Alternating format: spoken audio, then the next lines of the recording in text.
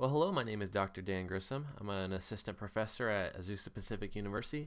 In this quick tutorial, I'm basically going to show you how to automate system input from a file. Okay, so why might you want to do something like this? A lot of times, especially when you're starting off with programming, you're going to be typing in a lot of information down in the console down here. You're going to input some information, then your program's going to output some information.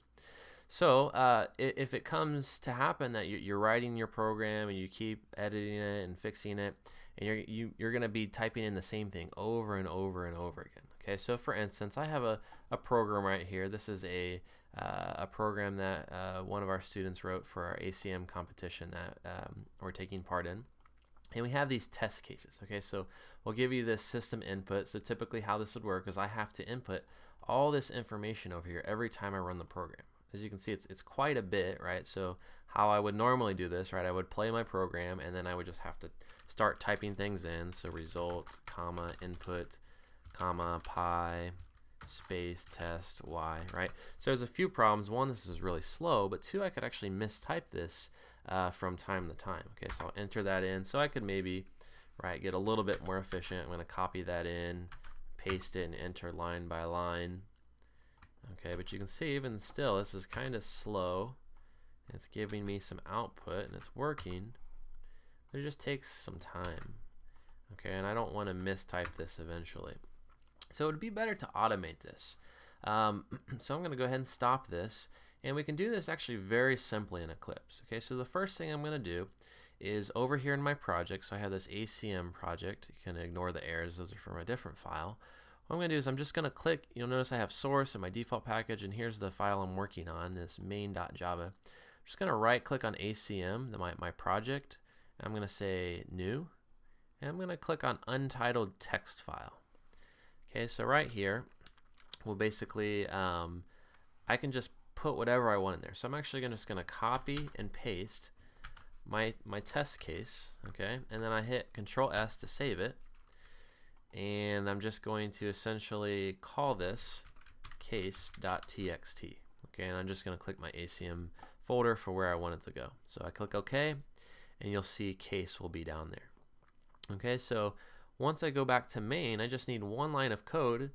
And basically what this line of code is going to do, and I want to do this right at the beginning of my program at the very top of the main method. What it's going to do is it's going to redirect that system in to essentially read in from this file that I just created instead of from the keyboard. So I simply type in system dot set in, and then I pass in an input stream. So I'm going to basically create a new file input stream. So I say new file input stream.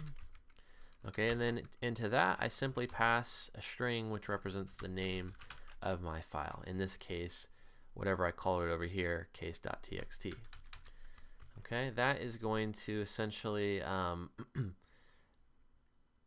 need to import, okay, and I might need this exception. I can't remember. Yeah, so this actually requires this exception up here. So you're going to see something like this. You just kind of hover over, just click throws declaration, and that will add the proper exception up here. Okay, so I also need one up here. So IO exception is kind of the more general exception that will cover a number of issues that you might see. And that's it, right? So now that I have that, I can go ahead and just click play on my program, and you can see that it basically read in from that file. So what I would recommend is if you have a test case that you know works, like this, in my case, I know this case.txt was kind of the case they gave me, right? So what I might want to do in most cases is keep that one there. I want to keep that unchanged, and then let's come and add a new test case that I can actually edit. Okay, so again I'll say new